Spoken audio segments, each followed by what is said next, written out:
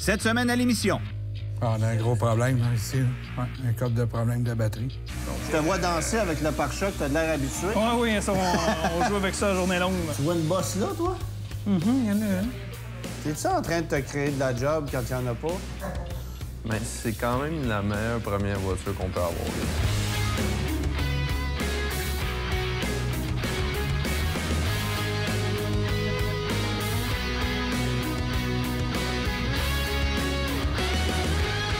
Cette émission est une présentation d'Antirouille Métropolitain et de Remorquage Mobile.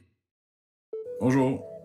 J'ai un fils qui est autiste. Il a 22 ans. Il a eu son permis de conduire l'année passée. Il est encore au cégep puis il travaille. Notre gagnant de cette semaine, c'est Louis-Philippe, un jeune étudiant qui souhaite devenir éducateur spécialisé dans l'optique d'aider des gens comme lui. Il se déplace actuellement avec le vieux taco de son père. Évidemment, on aimerait lui donner un coup de main. Il a besoin d'une voiture.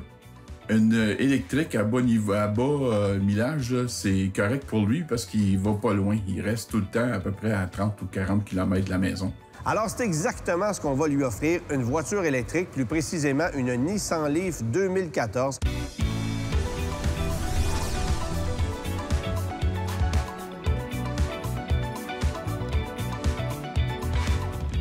La carrosserie est impeccable, sauf peut-être le pare-choc arrière qui a besoin de quelques petits correctifs. Une voiture avec un équipement assez complet, caméra de recul, siège chauffant, volant chauffant, Bluetooth, bref, tout ce qu'on veut avoir dans une voiture moderne. Bon, on a un petit problème avec la voiture, l'autonomie est sérieusement affectée. Alors, c'est le pépin principal de ce véhicule-là. Il faudra remédier à la situation. Mais sinon, je pense que ça va coûter pas mal moins cher d'essence que le taco de papa.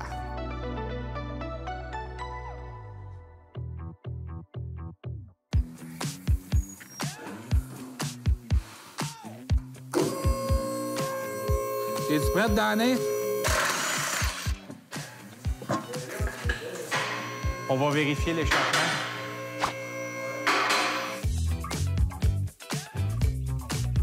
On a un gros problème là, ici. Là. Ouais, un couple de problème de batterie. C'est un code de cellule en plus. On peut appeler Pierre, qui pourrait peut-être nous aider.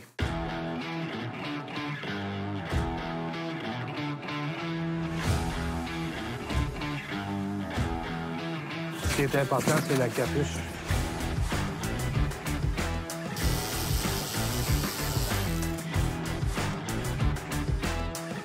Aucun journaliste est admis dans la zone de sécurité. On va travailler sur du haut voltage. Faut se protéger contre l'électrocution. Imagine-toi que Steve échappe une douille dans la batterie. C'est pas son genre. Non, je sais, mais imagine-toi, le spark que ça ferait, là, ça nous brûlerait carrément. Ça va nous protéger contre les brûlures. Le temps qu'on s'en aille de là. Parce que là, on change pas la batterie, là. Ça n'a pas de bon sens. Non, ça n'a pas de bon sens. On s'est aperçu qu'il y a une cellule qui est défectueuse. Le reste des cellules est quand même bon, 79 Pour un char d'à peu près 100 000 kg, c'est bon. Cette voiture-là, qui a une autonomie normalement de 125 km neuve, bien là, on vient de perdre quoi? 20-21 d'autonomie. On vient de perdre Donc, 21 on va être à 100. À peu près. Grosso modo. Ouais. Ça, si tout va bien. Dans le meilleur des mondes, C'est que là, l'idée, c'est qu'on va... On enlève la batterie du véhicule et là, on va changer la fameuse cellule qui est défectueuse. On va la trouver. Il y en a juste une? Il y en a juste une sur 48. OK. Fait que ça coûte une fraction du prix, là. Oui, pour le vrai, ça coûterait dans un garage peut-être 700-800 Versus 15 000 pour une batterie, là. Oui, en plus. Puis le temps, etc. Okay. On va essayer de faire des miracles avec ça, mais d'après moi, là, on s'enligne bien. Il ne faut pas se tromper, il ne faut pas changer en mauvaise, ça reste dans le fou.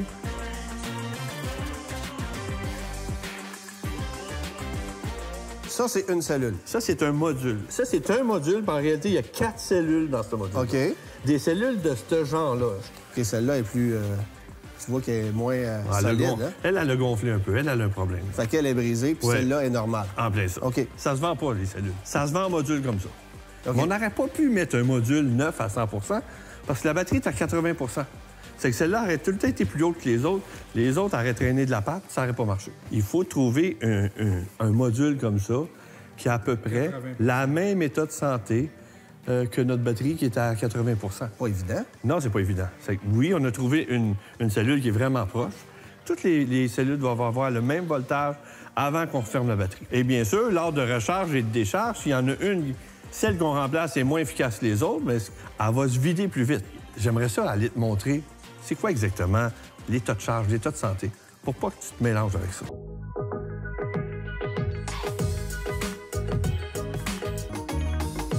Je vais te montrer c'est quoi une cellule, l'état de charge d'une cellule, l'état de santé d'une cellule. OK. Si je te dis, les verres sont remplis à combien de pourcents? Je sais pas, moi, 70, 75. Bon, mais ça, c'est l'état de charge. Comment il y a de charge dedans? L'état de santé de la batterie, c'est comment il y a de liquide. Dans mon exemple, les roches représentent les éléments qui sont plus actifs dans la cellule. OK. C'est qu'ils prennent de la place. C'est que tu comprends, il y a beaucoup moins de place pour mettre de l'énergie. Ça, c'est la quantité de liquide qu'il y a dans le verre qui est bon.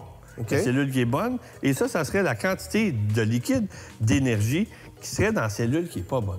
Donc, visuellement, c'est pareil, mais celle-là est altérée. En plein ça. C'est qu'est-ce qui va arriver, mais qu'on utilise la voiture, s'il y a une cellule qui est plus basse que l'autre, les deux se vident en même temps, on s'entend?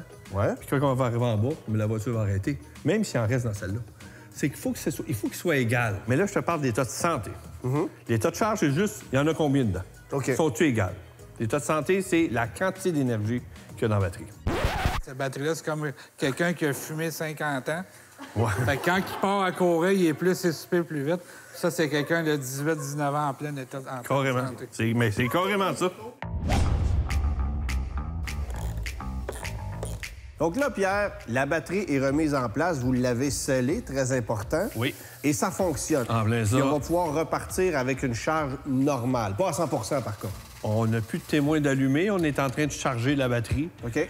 On devrait avoir 80 d'autonomie. J'ai dit à l'ordinateur qu'on a mis une batterie neuve. Mais l'ordinateur va s'adapter avec la route, avec le millage. À l'état de la batterie actuelle. En plein ça. OK. On devrait s'en tourner entre 100 et 110 km. Là, on était chanceux parce qu'il y avait une cellule d'endommagée sur les 48 cellules. OK. Si on se retrouve avec 7-8 cellules, ça commence à être Ouais. compliqué. À 60 là, d'état de santé, bien là, ça vaut pas la peine. Parce que là, c'est pas une cellule qui est en problème. C'est l'ensemble. C'est toutes les cellules qui sont basses. Et là, pour le vrai, ça vaut pas la peine. À moins de mettre une batterie neuve. Ça dépend toujours le reste de l'état du véhicule.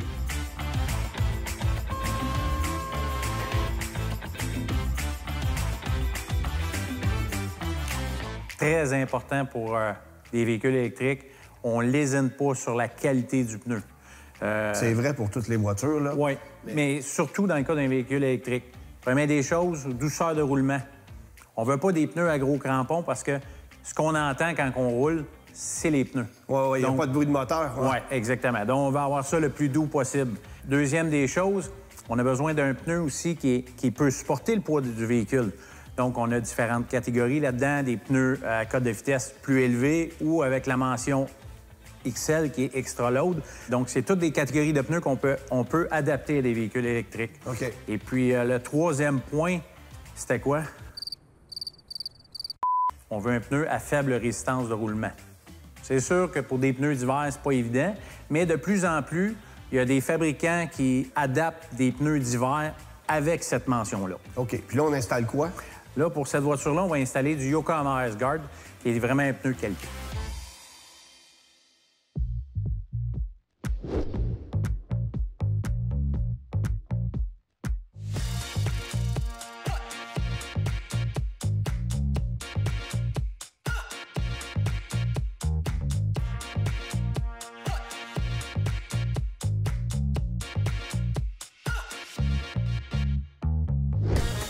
Les pièces nécessaires à la remise en condition de notre véhicule ont été fournies par Pièces d'Auto Super.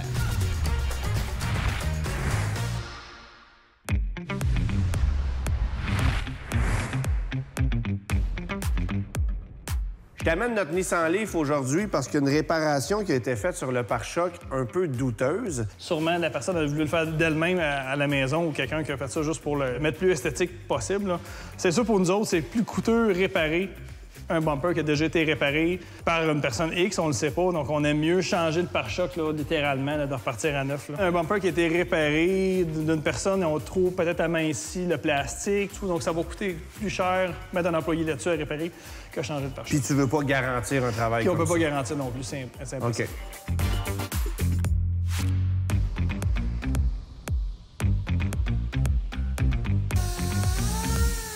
Par souci d'économie, évidemment, je t'ai amené un pare-choc usagé qui vient de chez Kenny Upol. Oui. C'est moins cher que d'en acheter un neuf. Mais il y avait quand même des petits accros dessus que tu dois corriger. C'est accro normal, là, donc on fait des petites réparations mineures, là, c'était vraiment juste de l'esthétique.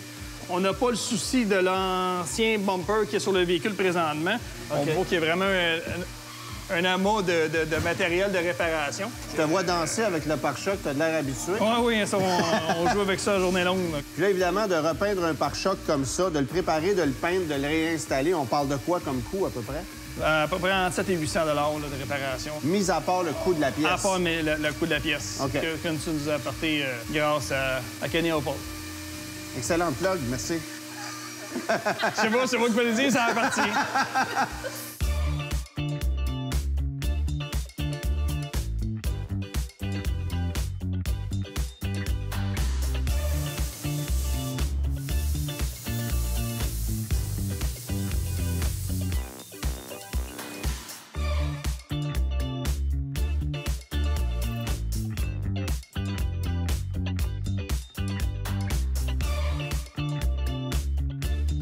C'est-tu moi ou c'est plus lumineux en dedans? Il y a quelque chose de changé. Écoute, un intérieur pâle comme ça, quand c'est sale, ça paraît beaucoup. Quand on le nettoie, ça paraît aussi. Mais on a décidé de faire un traitement de tissu, question de mettre les chances sur notre bord un peu. Si jamais on échappe, exemple, un café, ça va perler en surface, ça va aider à aller le rechercher. Alors, ça va empêcher que le café rentre dans le fond.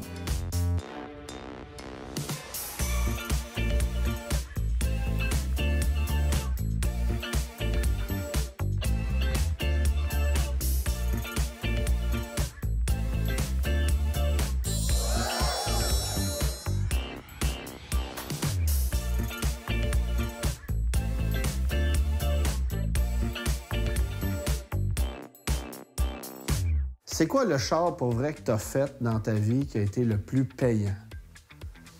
C'est une bonne question. Parce que moi, d'emblée, j'aurais tendance à croire que c'était une Mustang 302 Boss.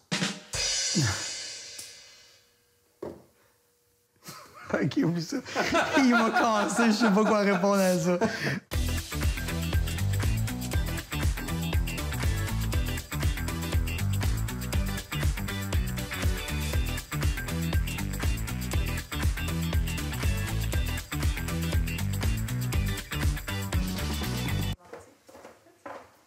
On fait juste te le dire, François, on fait une émission, ça va passer à la télé.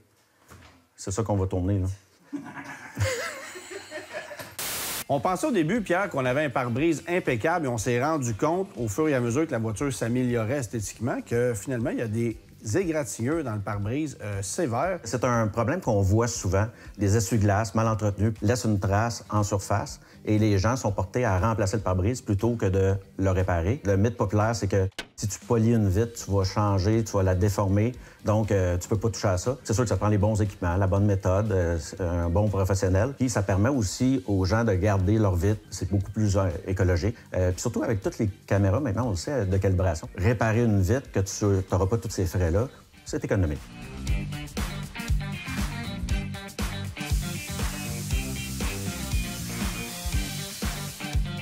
Manuel, que ce soit une voiture à essence ou une voiture électrique, c'est important de faire un traitement anti-rouille. Exact. C'est deux types de véhicules qui ont des carrosseries standards, qui vont avoir du métal, des portes en acier. La particularité des véhicules électriques, c'est plus la motorisation qui, elle, va être électrique. Le courant qui va se transporter de la batterie à l'unité de pouvoir, en fait, lui, va souvent avoir des gros fils orange. Ça, c'est le code de couleur. Nous, ce qu'on fait, c'est qu'on va éviter de traiter ce fil-là. Pas parce qu'on affecte le fil avec le produit, parce qu'en fait, on veut pas que le fil devienne sale avec le temps.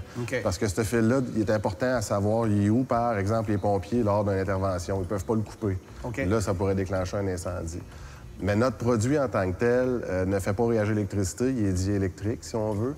OK, donc il n'y aurait pas de danger. Aucun danger de faire quoi que ce soit ou de briser quelques composantes possibles au niveau électrique.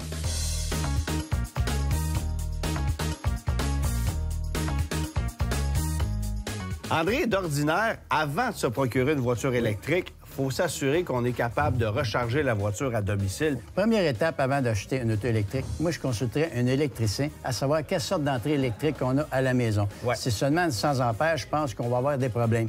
Puis aussi, les installateurs professionnels électriciens doivent vraiment vérifier à l'intérieur de la maison l'entrée, sa puissance. Donc, il faut s'assurer d'être capable d'installer une borne et ensuite de pouvoir choisir la borne qui est le mieux adaptée aux besoins du consommateur. Oui. Disons qu'avec EV1, il y a des bornes des 32, des 40 ampères. On sait qu'en combien de 40 ampères, le filage pour alimenter la borne est beaucoup plus dispendieux. Oui, exactement. Deuxième étape, si on a une entrée seulement 100 ampères, ce qui est le fun avec la borne EV1, Tout simplement, tu peux charger le niveau de charge. 8, 16, 24, 32 et jusqu'à 40 ampères. Bon, évidemment, si tu y vas plus bas, ça va être plus long à Le temps est recharger, plus long. mais tu vas être capable de le faire quand même. C'est ça. Puis la bonne nouvelle, André, c'est que notre gagnant de cette semaine va aussi se mériter une borne de recharge comme celle-là. Oui. Pièce Autospare est fier de donner une borne à rouler souvent pour le véhicule.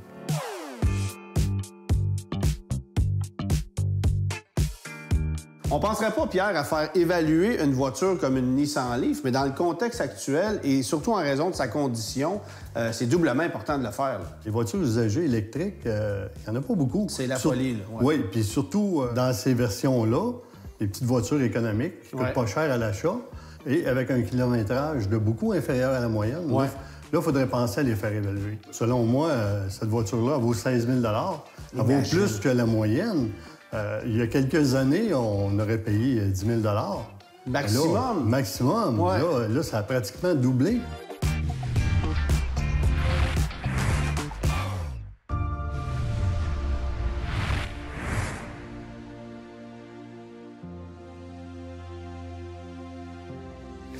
Louis-Philippe? Oui. Salut, enchanté. Mon nom, c'est Antoine. Ah, salut. Salut. Vous êtes Louis?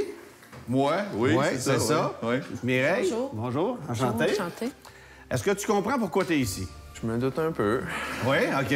Je me doute que ça fait pas des crêpes ici. Là. Non, non.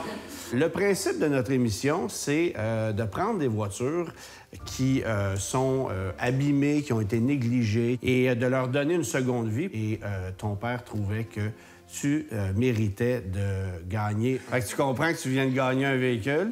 Oui. Et papa, il est content. On se lance là-dessus.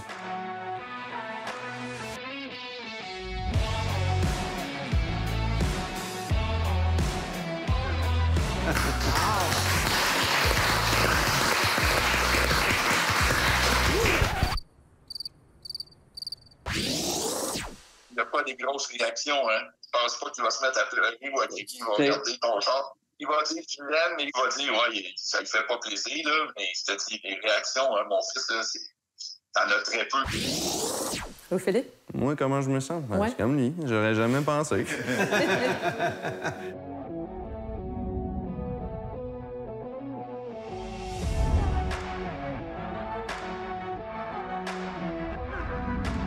Lorsqu'on a récupéré cette voiture-là chez Automobile en direct, la batterie était défectueuse. On a fait appel à nos experts de l'atelier branché qui ont démonté la batterie. Ils ont changé des cellules dedans et elle a retrouvé vie. On aurait fait des petits détails esthétiques. On aurait fait les jantes qui étaient un peu égratignées. Il y a des vitres teintées qui ont été faites par nos amis de Protex. Elle a 100 000 km tout juste et elle est prête à rouler encore un autre 100 000 sans problème. Évidemment, à condition que tu l'entretiennes un peu. C'est toujours ça, l'idée. Mais je vais m'habituer, c'est sûr. C'est ça.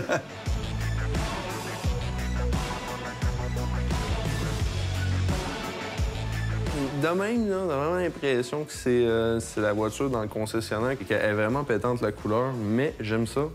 Elle va pas rester de même bien longtemps. Bon, ça veut dire qu'il va l'utiliser. Au moins, c'est une bonne nouvelle.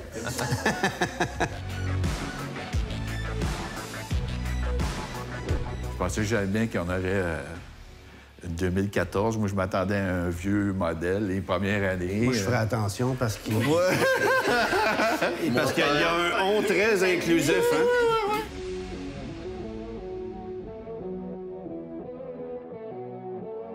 T'es un peu jaloux, hein? Oui, mais ça. Mais l'idéal, quand on a une voiture électrique, c'est d'avoir une borne de recharge à domicile pour pouvoir recharger la voiture plus facilement.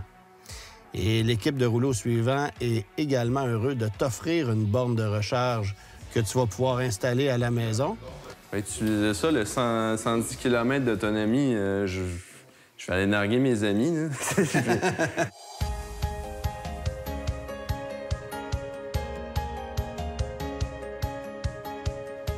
Question valeur, la Nissan Leaf ne nous inquiétait pas trop parce que les voitures électriques ont pris beaucoup de valeur ces dernières années. Bon, évidemment, s'il avait fallu mettre une batterie neuve, ça aurait été autre chose. Mais l'expertise des gens d'Atelier Branché nous a permis de réparer la voiture pour une parcelle du coût d'une batterie, tout en prouvant qu'on est capable de réparer avec un minimum d'expertise.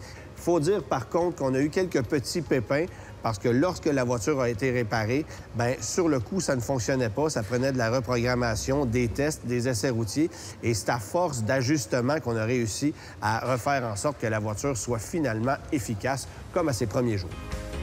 Alors, Louis-Philippe, au nom d'Automobile en direct, je suis très fier de te remettre ta nouvelle Nissan Leaf. Ben, merci.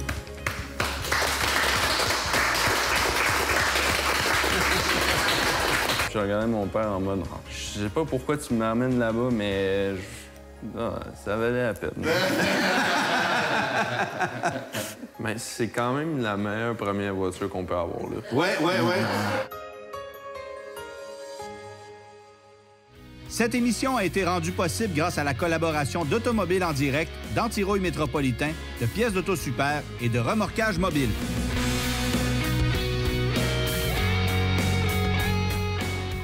La semaine prochaine à l'émission.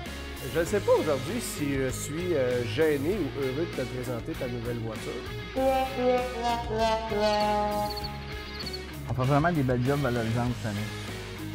C'est malade. Elle est vraiment belle. Comme tu dis, il n'y a plus d'odeur. Non. Fait que c'est vraiment bien.